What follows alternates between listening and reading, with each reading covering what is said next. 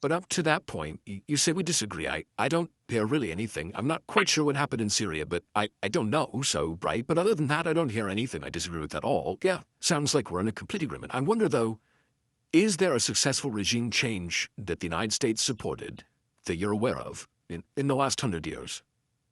Sure, defeating the Soviet Union. And the Soviet Union collapsing, winning the Cold War.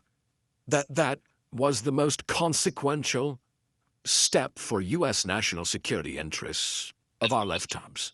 Okay. And so you would classify that as a regime change that we affected? Absolutely. Okay.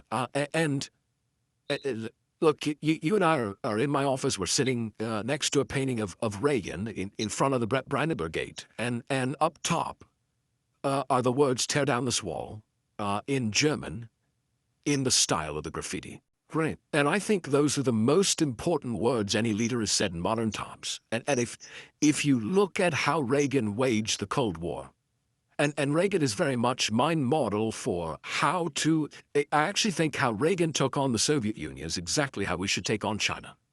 Now, starting from the point, look, Reagan was not an interventionist. In 8 years, the biggest country Reagan ever invaded was Grenada.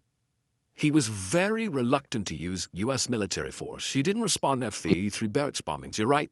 He made the judgment that the risk exceeded the benefits. And that's a very rational decision to make. And it's reflected Trump has made those same decisions where he is willing to use military force. But he very much asks, okay, is this good or bad for America? Does this endanger U.S. servicemen and women or not? And one of the points about the Cold War, look, nobody in their right mind wanted a shooting war between America and the Soviet Union, the two biggest nuclear powers on Earth, firing bullets at each other is really unhealthy for human beings. Same thing is true with China.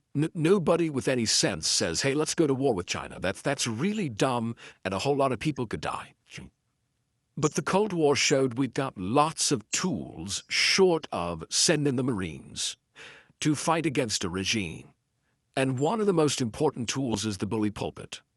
And so when I say I support regime change, I actually think just simply laying out what the Ayatollah does. And so I spend a lot of time, I speak to Iranian dissident groups, I speak out against human rights abuses. I think shining a light on the depravity of leaders is a really powerful tool that America has. Should we limit our activity to that?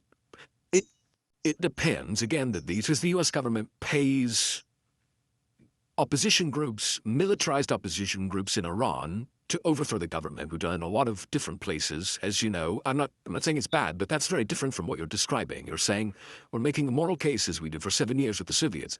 Our system works, yours doesn't. Yep. And I think we made a credible case for that, and we beat them over 70 years economically. And that was a huge part of it. Right. I think everyone would agree that was in part of it. We didn't beat them in Vietnam. With Korea. The main part of it was tied to a military buildup. So I think it was two things. It was one, the clarity. So Reagan came in, and he described the Soviet Union as an evil empire, right? And all of the intelligence, CNDC, all the Democrats, all the media, they're like, what a horrible thing to say. You can't say that. Reagan went to the United Kingdom, and he said, Marxism, Leninism will end up on the ash heap of history. People were horrified. They asked him, all right, what's your strategy in the Cold War? He said, very simple. We win, they lose. And that was all viewed as sort of a Philistine simplicity. And I think it was exactly right in laying that out, speaking. Do you know the backstory behind the Berlin Wall speech? Yeah, I do. Yes, you probably know Peter Robinson, of course, speechwriter, yes?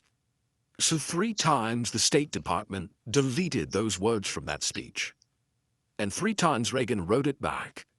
And the State Department argued, they said, Mr. President, you can't say this. This is too bellicose, this is too provocative. And my favorite, they said, this is too unrealistic. The Berlin Wall will stand till the end of time. And Reagan said, look, this is the whole point of the speech.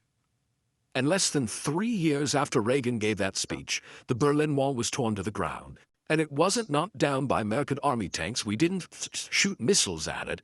It was shining truth and light that tore it down. It was also rebuilding the American military. It was what was then pejoratively called Star Wars, where the Soviet Union, their economy couldn't match our military buildup and it bankrupted them.